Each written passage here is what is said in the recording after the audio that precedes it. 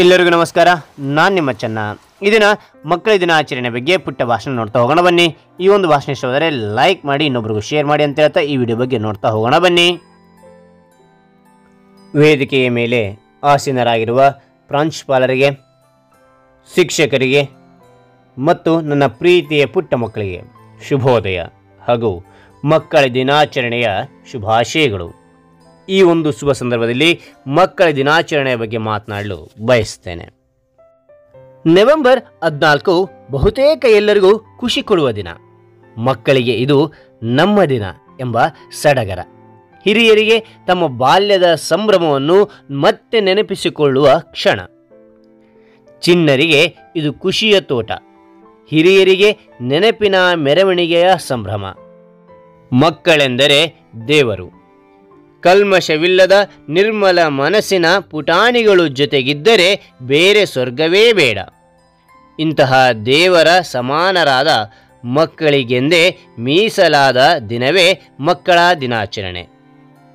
ಇದು ಸ್ವಾತಂತ್ರ್ಯ ಭಾರತದ ಮೊದಲ ಪ್ರಧಾನಿ ಪಂಡಿತ ಜವಾಹರ್ಲಾಲ್ ನೆಹರು ಅವರ ಜನ್ಮದಿನವೂ ಹೌದು.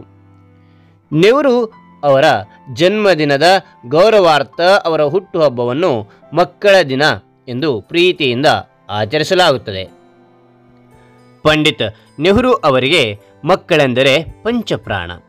ಮಕ್ಕಳು ಕೂಡ ನೆಹರು ಅವರನ್ನು ಪ್ರೀತಿಯಿಂದ ಚಾಚಾ ನೆಹರು ಎಂದು ಕರೆಯುತ್ತಿದ್ದರು. ಮಕ್ಕಳೇ ಭವ್ಯ ಭಾರತದ ಭವಿಷ್ಯ ಎಂದು ನೆಹರು ಬಲವಾಗಿ ನಂಬಿದ್ದರು. ಜೊತೆಗೆ ಮಕ್ಕಳ ಶಿಕ್ಷಣದ ಬಗೆಗೂ ಇವರು ಹೆಚ್ಚಿನ ಮಹತ್ವವನ್ನು ನೀಡಿದ್ದರು. ಈ ಹಿಂದೆ ನವೆಂಬರ್ 20ರಂದು ಮಕ್ಕಳ ದಿನವನ್ನು ಆಚರಿಸಲಾಗುತ್ತಿತ್ತು. ಆದರೆ ನೆಹರು ಅವರ ನಿಧನದ ನಂತರ 1964ರಿಂದ ಪ್ರತಿ ವರ್ಷ ಇವರ ಜನ್ಮದಿನವನ್ನು ಮಕ್ಕಳ ದಿನವನ್ನಾಗಿ ಆಚರಿಸಿಕೊಂಡು ಬರಲಾಗುತ್ತದೆ. ಶಾಲೆಯಲ್ಲಿ ಈ ದಿನ ಸಂಭ್ರಮವೋ ಸಂಭ್ರಮ.